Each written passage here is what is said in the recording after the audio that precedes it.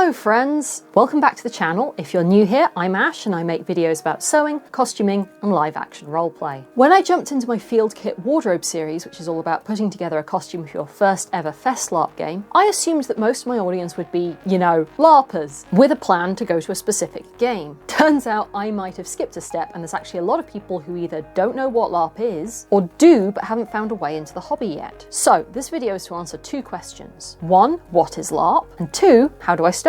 Let's go back to the beginning and break this down. What is LARP? When you were a kid, did you play make-believe games? So you and your friends would come up with some characters, or maybe use some existing characters from TV or books. You might even put on costumes, and then you'd act and talk like your character for the rest of the game. You'd imagine that things like magic existed and had effects even when it was just some funny words and hand-waving, or that next door's lawnmower was actually a monster, and react accordingly. And there wasn't a set storyline. You might have an idea of the main beats, but mostly you and your friends just built and negotiated the story as you went along, until it ended, or you got bored, or you had to stop playing. That's LARP. Live action roleplay, often abbreviated as LARP or LRP, it's exactly the same thing, is a kind of role-playing game that draws on immersive theatre and improv as much as the legacy of tabletop role-playing games like Dungeons and Dragons. It focuses on directly representing your character, so unlike a tabletop game where you have dice and paper sheets, where you would say, I want to go and search that room, and the GM will tell you to make a roll or what you find, in LARP you would, while dressed as your character, physically go and search the room, find what you find as actual objects, and react to or discuss them in character as you went along. It's very much like make-believe games, except there's actual people running it, and everyone's an adult, so the costumes and locations are better, the characters are more nuanced, the plots broadly make sense, the worlds are at least somewhat internally consistent, and the stories cover a broader range of subjects and themes. Conventions of LARP. There's a lot of different kinds of LARP games, and while I'm going to talk about some broad trends, it would be impossible to get into the details of each one. Because of this diversity, it's also hard to generalize across a whole hobby. Things that seem like inherent elements of LARP, like costumes or combat, aren't even present in all LARP games. But there are some general conventions of LARP that are present in the majority of games, and that you should be aware of if you're looking to get into the hobby.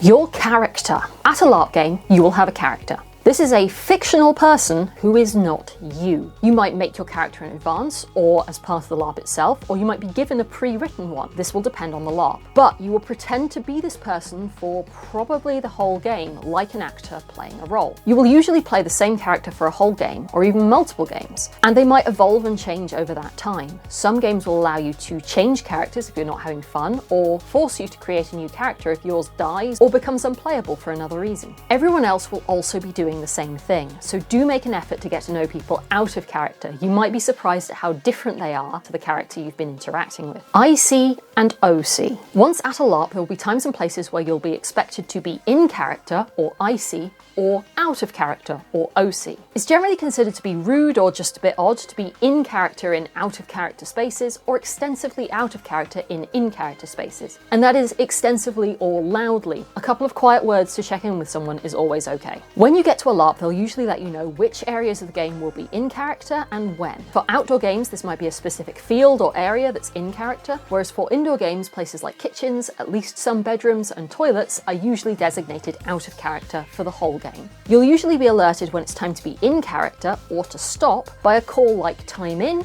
or time out. And you can always move to an out of character space if you need a break. While in character, you're expected to behave as your character, avoid references to things that don't exist in the game world, like modern TV shows and memes if this is a fantasy game, and engage with the game on some level, even if that's just people watching or a gentle conversation. While out of character, just be yourself. NPCs, GMs, refs, and crew. Not everyone at the game will be a player. Some people are there as part of the team that runs the LARP and makes it happen, which we normally call crew. To be extremely clear, these people are volunteering to work all weekend so you can have a good time. Be kind to them and act with respect. There's a lot of different roles that come under the general banner of crew. You have the GMs or head refs who have usually written the game and often do a lot of work outside of the game as well. These are usually the people who've taken your booking, checked your character submission, or answered your questions ahead of of the game. You have NPCs or non-player characters who are usually interesting people in the game world that you can talk to or interact with, and monsters who are usually horrible people in the game world who want to kill you. But those two categories can blend together and overlap quite a lot. You may not even know that the people you are interacting with are crew and not players. Sometimes the GMs will even keep that secret. You have referees or refs who maybe haven't written the whole overarching plot for the game, but can answer rules queries or make things happen for you, and might exist in the game world but might equally not, and you'll generally have to pretend you can't see a person in a high-vis jacket. Plus, caterers, photographers, security, first aiders, cleaners, moderators, safety crew. Depending on the size of the game, you might not have all or even most of these, but at very big games, there's a huge range of people involved in making sure that you can just turn up and roleplay. Crewing is a lot of fun, but it's also hard work, and you should be very grateful to the people who, again, to be clear, volunteer to do it. Pre-game briefings and workshops. This varies wildly from game to game, but most games will have some kind of here's what's up ahead of play starting, and they're usually pretty important. If you're going to get a written brief, it's usually sent out ahead of the game, sometimes not very far ahead of the game, and might be specific to your character, or it might be general information for everyone about meal times and when to be off-site by on Sunday. You should do your best to read and understand these and ask any questions you might have as soon as possible. A pre-game briefing is normally immediately or not very long before time in, and can cover everything from basic logistics and questions, introducing you to the crew and refs, explaining the game rules, or just getting you hyped up for the game. Unless it's marked as optional, and honestly, even if it is, you should go to the briefing. There's often at least one major announcement, and it often helps the game crew to have all their players in one place for the start of the game. Workshops are a bit more involved and are about making sure everyone is on the same page about how this specific game is going to be played. Obviously, these are invaluable for new LARPers, but even if you're an experienced LARPer, it can be so helpful for things like how people expect you to initiate physical touch, or tell you they're uncomfortable, or how a particular set of complicated mechanics works in practice. Or even just how mean to each other we're going to be, which might be slightly different from how it's been in other games you've played. They really help with the experience. Every time I go to a good workshop, I learn something new, and it makes me a better and more versatile LARPer. Even if they're optional, I really recommend going. Rules and information. Your LARP will have rules. Rules covers everything from how you're expected to behave at the LARP, topics that are off limits or just don't exist in the game world, safety information, in and out of character and any off-limit areas, mechanics and calls, what to do if you have a problem or in case of an accident, and a whole bunch more. Only the GMs can change these rules, and you should follow them unless you've been expressly told otherwise by someone with the authority to do so. You should do your best to be at least familiar with all the rules that are relevant to you. If that sounds intimidating, remember that how many rules a LARP has varies wildly. If you're struggling with the amount of mechanics a particular LARP has, you can always look for a more rules-like game. The same goes for setting information. Some games will have a veritable tome of world lore, and others will have a single-page setting brief and give you as the player a lot of room to make stuff up, usually with the assumption that everyone else will accept this as true also. You said you grew up on the coast, so sure, this country has a coast now. West or south coast? Yeah, my uncle went out that way to become a herring farmer. You get the idea. Mechanics and calls. In tabletop role-playing games, mechanics fill big books. You have lots of rules, numbers, and dice rolls to represent and replicate everything you could possibly do in real life while sat around your kitchen table. Well, in LARP, you're in real life, so many things you just do. You don't have to roll dice to search for clues or hit that monster. You just go and look or swing your sword. But you can't adequately represent throwing a fireball or taking a fatal wound, so that's where the mechanics of the game come into play. Mechanics might be purely internal, like mentally taking your number of hits down by 1 every time a weapon makes contact, or they might use hand gestures like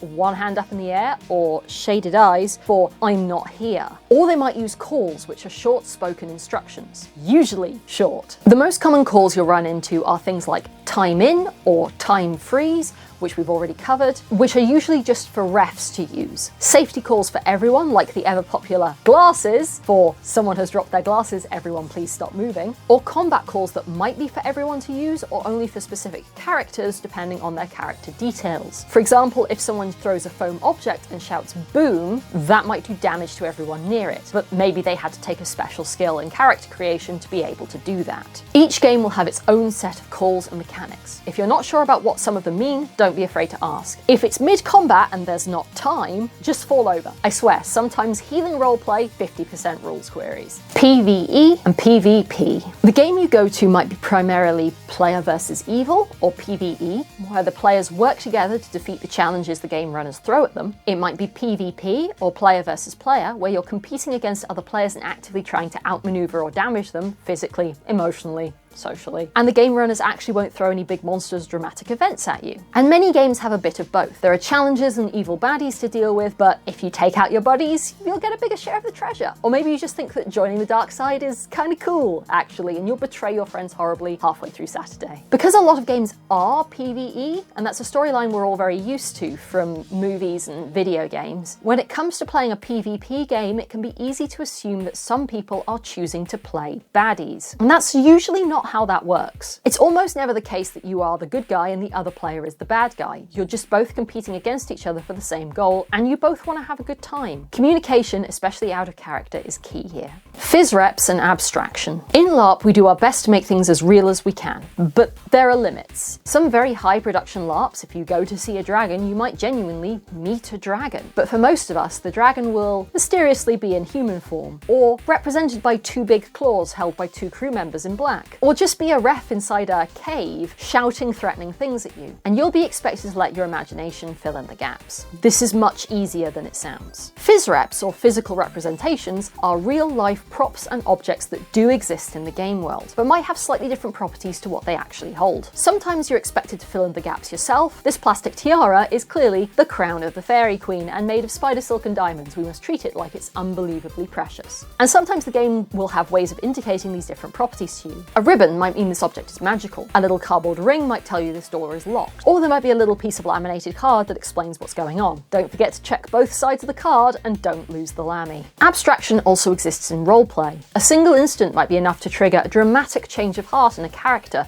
because we don't have enough time to show this slowly. Or, as many people don't feel comfortable kissing strangers, a romantic relationship might peak as an overly dramatic and meaningful clasping of hands. It's actually like the best thing ever. It's so good. Sometimes though, there just isn't any way to represent stuff. The game runners can't make a bustling city out of nothing. You're just going to have to accept that these 3 crew members are just some of the hundreds of folk living in this place. You don't have to actively pretend to interact with people who aren't there, but it's not appropriate to start asking questions about why the city is almost empty, or point out that the crew haven't done a good job in only putting 3 people out. It's a make-believe game. Pretend. Uptime versus downtime. From the call of time in to the call of time out, the whole time you're playing your character in the game, that's called uptime. You're actually in the place, talking to people, being your character, doing things. All the rest of the time, the months in between games, the weeks running up to the event, the last 2 years, are downtime. And depending on the game, you might still be able to do stuff in that time. Some games have mechanical downtimes, so you tell the refs what you're going to do and they will respond, or you'll be able to pick a couple of options and get in-game resources, something like that. But there are also other things you might be able to do in downtime, like write letters or emails to other characters, meet up and socialize in character, write a story about what your character got up to in that time, or just engage in the time-honored tradition of, after the end of a game that will not run again, sharing what happens next to your character. Most games will lay out what you can and can't do between or ahead of games, and how long is actually passing. While the events might be years apart, for your character, it might only be 48 hours. Culture and convention. Each game will have its own player culture and conventions, and it's impossible to list everything that this might cover. Everything from in-jokes to things that aren't rules but are gentlemen's agreements, like not stabbing people on the way to the bathroom, or what innocent phrase actually means fight me IRL, to expectations around romantic roleplay and intimacy, or the amount of checking in, how to deal with heavy subjects, or how intense roleplay is expected to get, when to get a ref versus what you can do yourself, how much improvisation about the game world is okay and what is too much, whether you pre-agree elements of a story or follow it as it emerges, whether you're expected to keep secrets out of character too, or if there's complete out of character transparency, but in character you just pretend you don't know things. Sometimes these are spelt out very explicitly in pre-game workshops or in the rules, and sometimes they unfortunately just aren't, and you're expected to keep up. You shouldn't be afraid to ask questions, especially around things that are not explicitly spelt out. Be respectful, tell people you're a new LARPer, because a lot of LARPers forget those exist. But if you don't understand something, or you're not sure where this game or these players sit on transparency or emergence or PvP, just ask. And remember that, in spite of what some very insular LARP groups think, most mostly none of these options are better or worse, they're just all different. Immersion.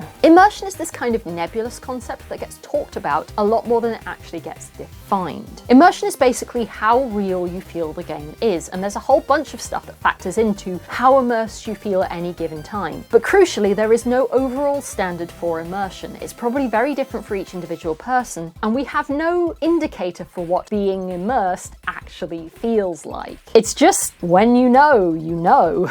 It's okay if you don't know, and it's okay if you only realize later that, oh wow, I totally believed in the moment that my best friend was dying, and now I won't stop leaking from the eyeballs. Figuring out what makes you feel immersed, especially if it's stuff you can do yourself, is really valuable, but it will take time and experience. Not being immersed in the game doesn't necessarily mean the game is bad or that you're not LARPing properly. Things like being tired, sore or hungry, outside stress, or being constantly misgendered and harassed by other players can totally wreck your immersion, much worse than a bunch of internet jokes, fumbled set pieces, or incoherent plot. And you can generally expect your level of immersion to fluctuate naturally over the duration of the game. Immersion is never truly broken, and it is something you can slightly train yourself into. Suspension of disbelief is a skill that you can improve if you're not naturally good at it. But while you should always aim to not do anything that's hugely incongruous with the game you're playing, like pulling your phone out for a selfie at a fancy game or, you know, being slightly sexist, nobody can make light switches and the distant sound of traffic disappear from the game world, and sometimes someone's phone will start ringing, or they'll say, oh hell, in surprise, and you've just got to gloss over that. If you're ever feeling like you're really just struggling to get your head in the game, take a break, rest, drink water, eat the good foods, and if someone is genuinely being very disruptive in a way you can't handle or that breaks the rules, refer that up to the refs. Safety. LARP is a game of make-believe, and the goal is always to not actually hurt anyone, physically or emotionally. In combat, you're expected to pull your blows, so hit with a minimum amount of force. But also, most LARP injuries in combat don't come from weapons, they come from falling, being trodden on, being yanked around by well-meaning people trying to help. Physical safety is so much more about whether or not you can swing a sword right. And making your friends cry should only be happening in character. If someone is worried that you secretly really hate them out of character and are bullying them, or if you actually do, that's not okay. You should always respect other people's boundaries and not push to go beyond what they're comfortable with, and be confident about setting your own boundaries and insisting they're respected. And if someone flirts with you in character, it doesn't necessarily mean they're interested out of character. You can't just keep role-playing with someone until they agree to date you. Be sensible, be responsible, put yourself in the other person's shoes, and talk to each other. How do I start? Okay, so we've got a rudimentary understanding of what LARP is and how you do it. How do you get started? Firstly, if you have some friends who also want to LARP, you can just do that. There are a whole heap of short, often GM-less games available online or in books that you can just play with your friends at someone's house or over video chat, as well as a couple of campaign systems too. And while running LARP games in publicly accessible spaces is always a bit fraught, ask me about the time my partner nearly hit an elf with a mountain bike, if you're already comfortable with diceless role-playing games and you want to add costumes, immersion, and a whole lot of confidence, take your 4 friends outside of the park and run them their own personal quest, or into someone's dining room and present them with a murder mystery. But there's only so much you can achieve at home, and you might not have 3 or more friends who also want to LARP, or maybe you do and no one wants to GM. So let's look at the kind of games you might go to,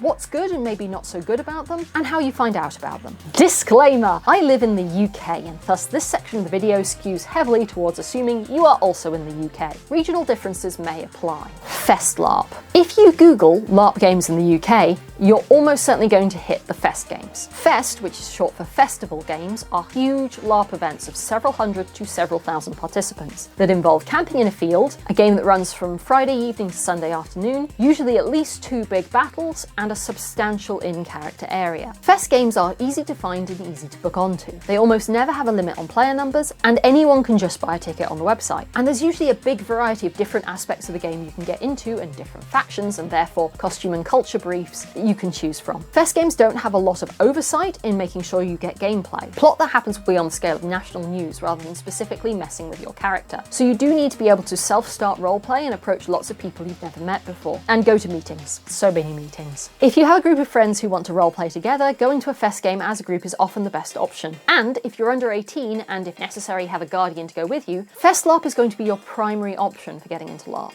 The downsides of Fest LARPs is that they're outside, and this is Britain. You will be dealing dealing with rain and cold as well as sleeping on the ground. They also go heavy on the mechanics and settings, so there's a lot of information to digest, and if you don't have a group or lots of friends on the field, it can be challenging to get involved in stuff and easy to feel lost and directionless. Fest games also tend to get expensive once you factor in things like food, kit, and camping equipment on top of your ticket price. Also, things at Fest LARP games often happen slowly and on a large scale. It's very unlikely that your character will single-handedly change the world or be specifically targeted for individual plot. That might not be a downside for you, but if you like your games to hit you in the face with the plot stick, that's not going to happen at a Fest LARP. You have to build your own stick and hit your friends with it. University LARP societies. If you are or have recently been a student, your school or university might have a role-playing society that runs LARP games. This can be a great way of getting into the hobby for very little money. Some societies have long-running outdoor linear systems, the kind where you go out and fight monsters on quests in the woods, and some focus more on Parlour Larp style games that are indoor and have fewer rules, and some have both. Society games can be really very cheap, or even free, and costume requirements are often super low. The downside is that obviously what LARP you can do and how good it is variable and limited by the people running it, who are usually other students like you. University societies also have a tendency to get a bit insular as a result of LARPing within the same group of people every week during term time for 4 years. While this gives you the opportunity to really get to know each other and thus lead to really intense and rewarding roleplay, it's good to remember that there are a lot of other LARPers out there doing things very differently and that not every LARPer is under the age of 25. Obviously, this option is only really open to you if you're associated with a school or university as a student. While a few societies will allow alumni to remain apart for some time, I'm just going to say that if you're a 30-something and getting into LARP, joining a university society is really weird. Just leave the 18-year-olds alone. Blockbuster Games. Again, if you Google LARP games and filter past the Fest LARPs, you're going to find the Blockbuster Games. They're not all Wizard School, but a lot of them are Wizard School. Blockbuster Games are super easy to get into as a new LARPer. Tickets normally are limited, but the event will usually run numerous times. You can try again next time if you don't get in. They expect lots of first-time LARPers, so there's usually plenty of workshops and guidance and support. They're typically rules light, but can be setting info heavy. They're usually indoors with proper beds to sleep in, and food is provided for the full weekend. There's sometimes even transport for the tricky last leg to the venue. They skew towards international audiences, so you get to meet a huge variety of people from different LARP traditions all over the world, which is a really valuable experience. Costume expectations are usually fairly reasonable, some of them will even provide costumes, and the production values are often phenomenal. If you've ever seen videos of them, they look like movie sets. The downside is they cost easily 5 times what any other LARP would.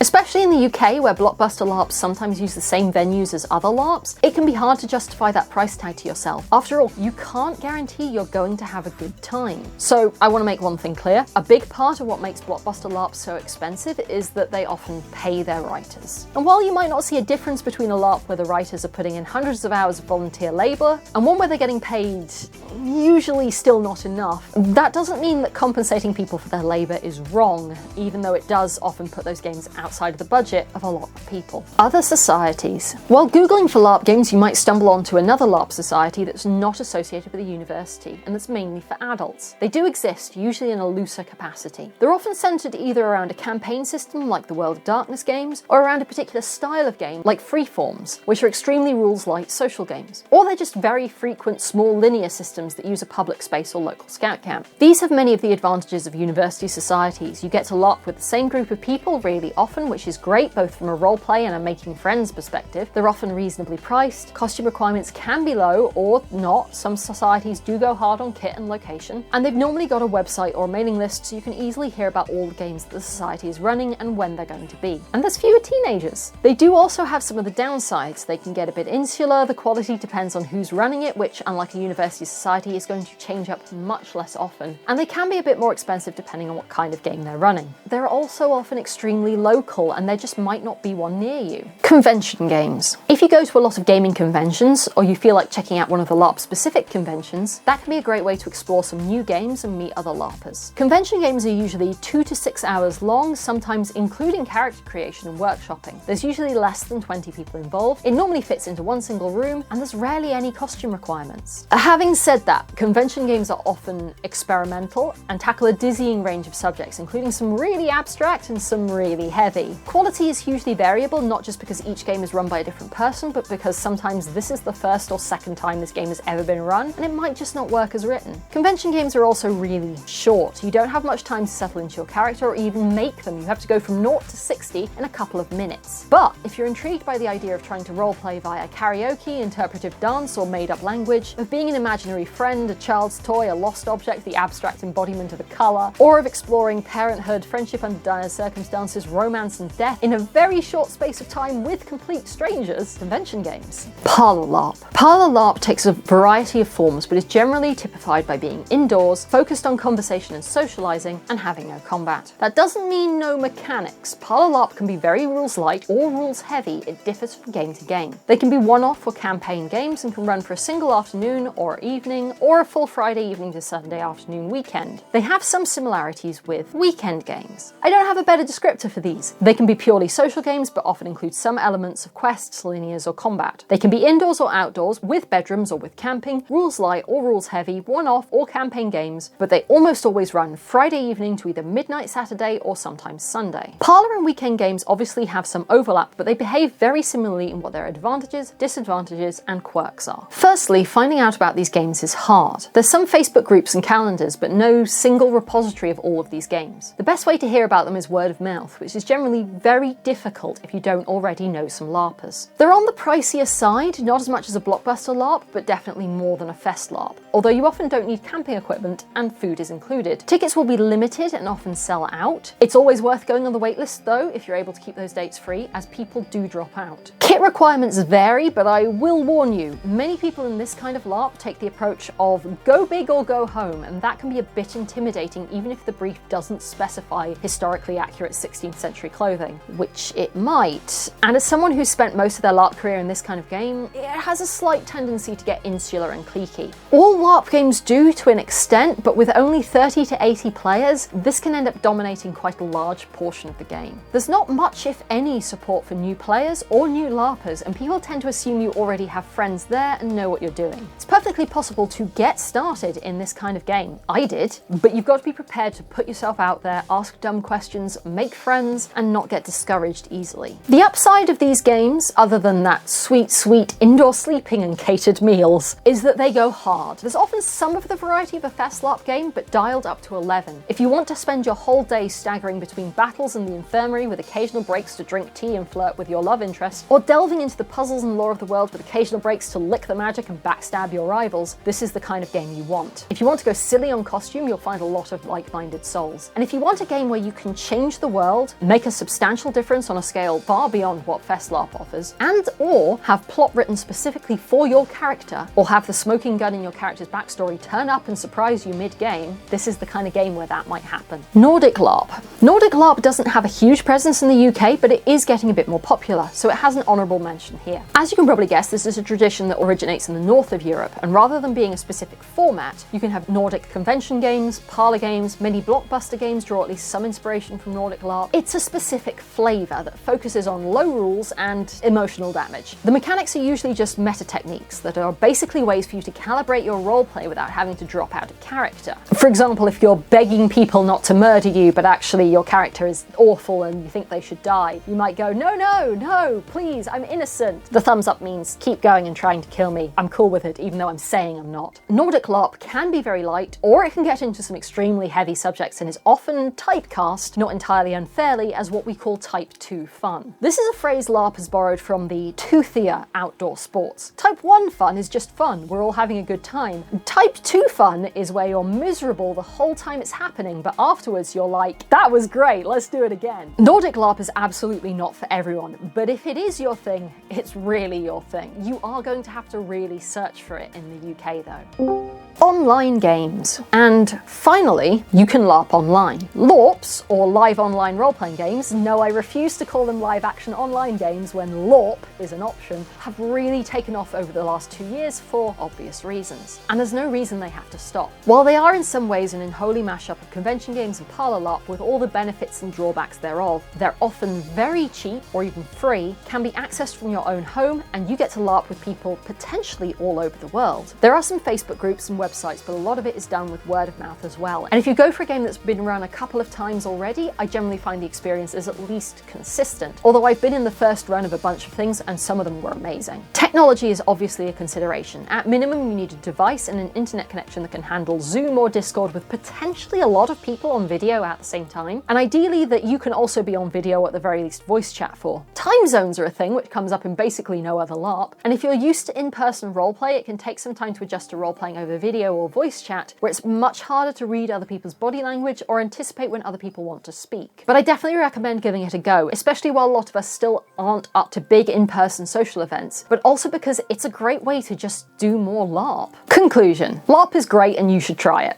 Oh, right, an actual outro. If you'd like more advice, tips and tricks regarding LARP and costuming, don't forget to check out the rest of my channel. If there's anything you'd like to see that I haven't covered, let me know in the comments. Don't forget to like and subscribe to keep the YouTube gods happy. You can follow me on Instagram if you want to see pictures of my cat. And in the description box you'll find a link to my Ko-fi page where you can make a one-off or reoccurring donation to support this channel. And, well, no, that stuff doesn't pay for my LARPing, and I'm currently avoiding large gatherings for health reasons anyway, so... But Ko-fi supporters get early access to my videos and potentially more stuff in future. Don't forget to check back for the next part of the Field Kit Wardrobe series, which is all about making a costume for your first ever Fest game. Dream big, and I'll see you next time. Toe scroll. Come on, Ash, you can do this. Toe scroll. I am out of practice. I have not done this in a while. But I look like a wizard, so it's all